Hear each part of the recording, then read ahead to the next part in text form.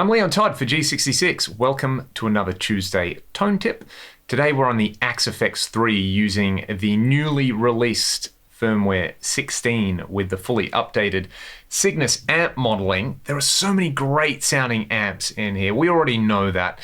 But I want to hone in on 4 specific FAS models in here. These I treat like idealized versions of real-world amps, but I think they're kind of overlooked here in the box. So let's get started. I've got my Strat plugged straight into input 1 of the Axe-Fx 3.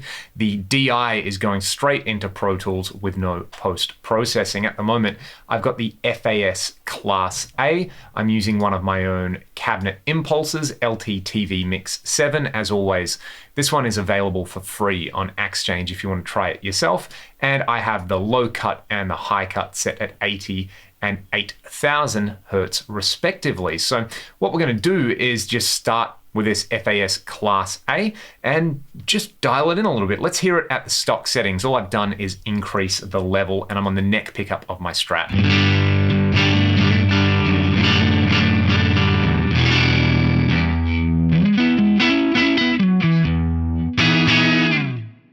So it's a little bit tubby sounding. All I would do, and I would encourage you to do this with all the FAS amps, just stick to the so-called authentic controls. I probably just roll the bass down a little bit. I get this.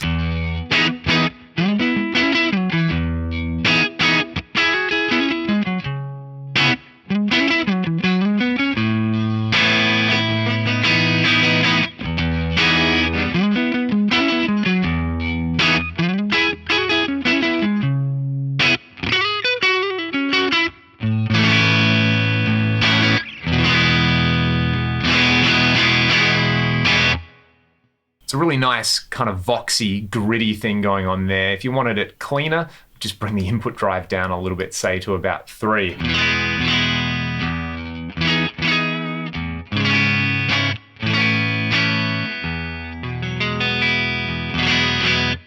Or if you really wanted to get it kind of grindy, I find anywhere above 7 and switching to like the bridge pickup on a Tele or a Strat is really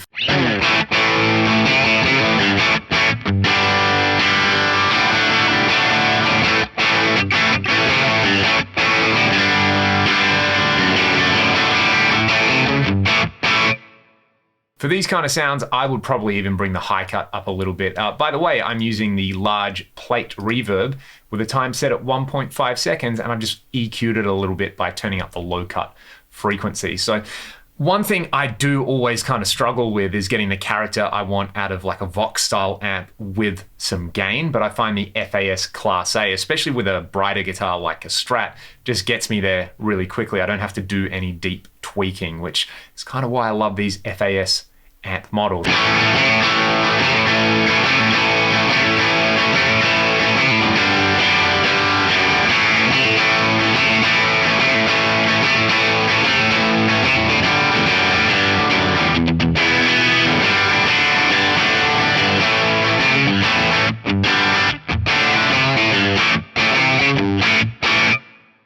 Awesome. So that is amp model number 1, the FAS Class A. Let's move over to scene 2 here because I've got the FAS Lead 1, and I'm going to stay with the Strat. Normally I would use the boogie style models, and I'm guessing this is a kind of idealized boogie because the tone stack is located pre in this particular example. I would normally use them with humbuckers, either for a really kind of tight, chunky modern rock or metal kind of sound, or with a fat switch on for a gooey lead sound. But I've really been enjoying FAS Lead 1 with the Strat. Let's just hear it at stock settings.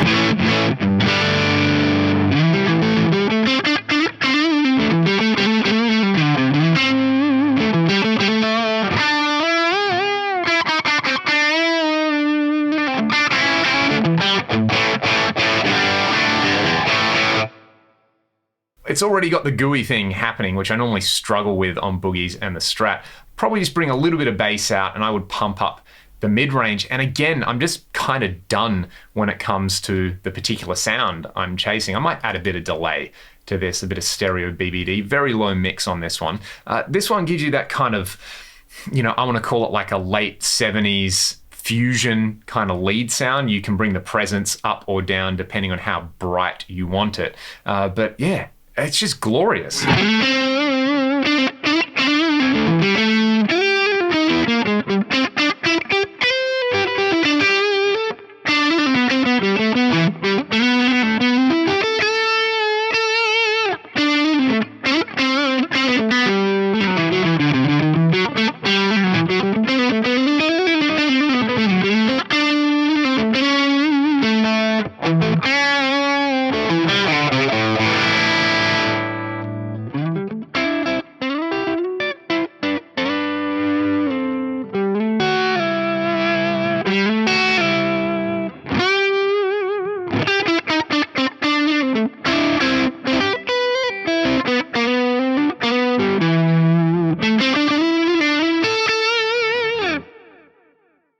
And it plays nice with the volume control there. One thing I might do is chuck the fat switch on for this one to make it even gooier.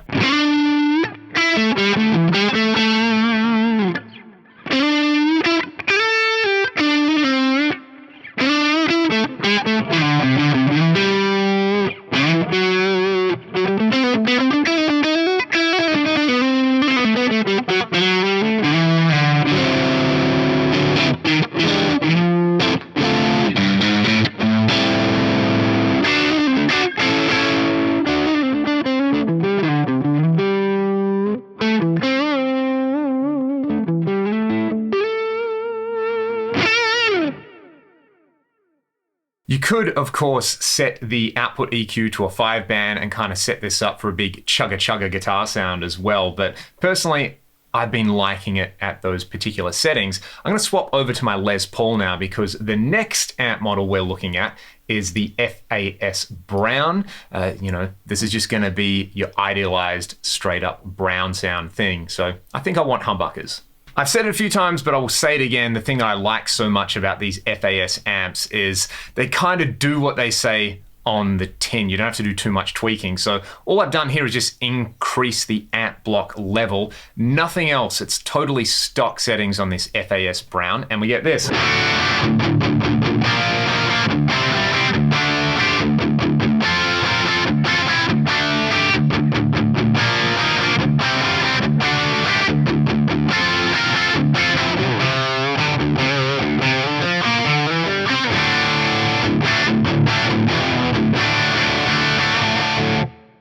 With this particular guitar, maybe I just add a little bit more drive and make it a little bit brighter, and we get this.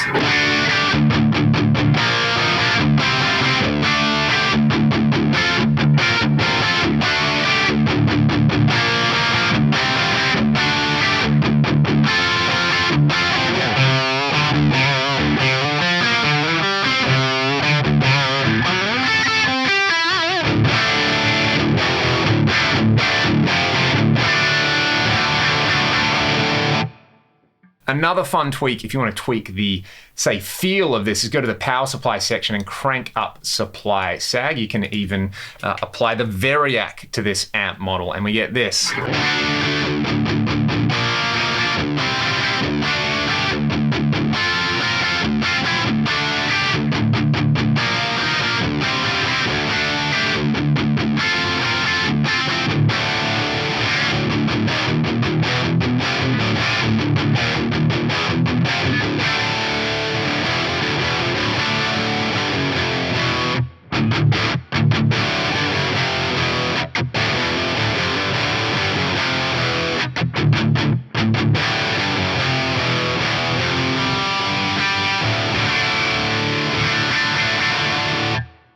Or go beyond the authentic settings and add something like a preamp boost. I love the CC boost for a lead thing. Add the delay, maybe bring the delay mix up. And this one is a glorious rock and roll lead guitar sound.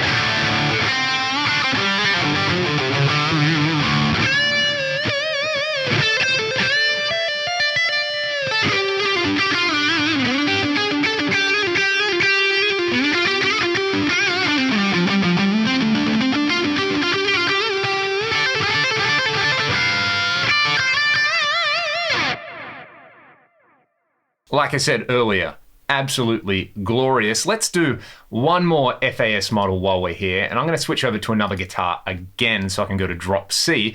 This is the FAS Brutals.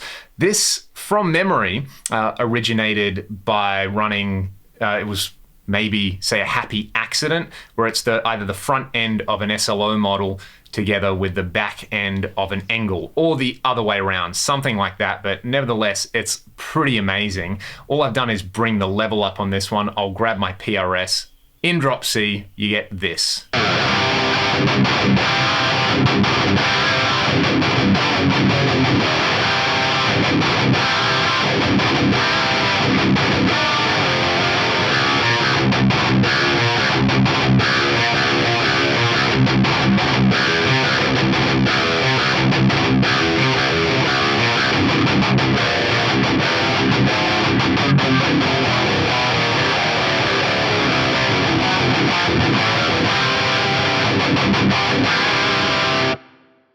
Utterly filthy and ridiculous. I love that. If we go to the preamp tab, again, we could add a boost. The grinder boost is really, really fun for this one. You could bring the input drive down, maybe bump the bass a little bit. And if you're into kind of djenty stuff, you got to try the Brutals, especially with a really tight gate. Let me chuck a gate between amp and cab. I'm going to use my blocks library right here because I know just the gate I want.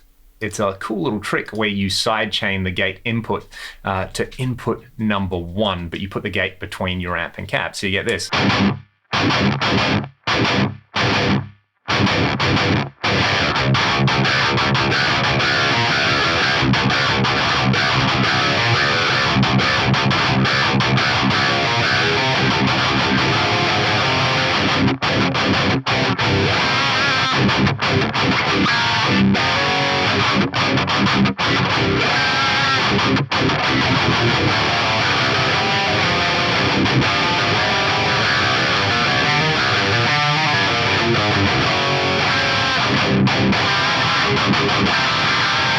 Awesome fun. If you like that sort of thing, definitely check out the FAS Modern and Skullcrusher models as well. They're awesome for high gain.